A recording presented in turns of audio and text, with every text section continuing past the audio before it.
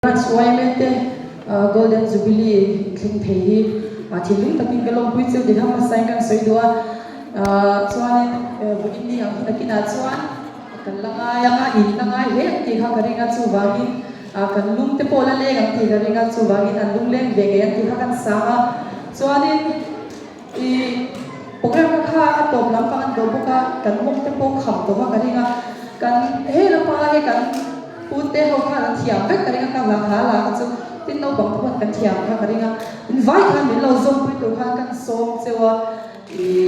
kan mok kham luk tu ti re na te kan vai kha I lo ding thot mai te lu kan request sang chu tro kan bang chet to thau kan vai kan zai kan la ma ngo ka pute ho lo zai vak vak lo ne lo play lu le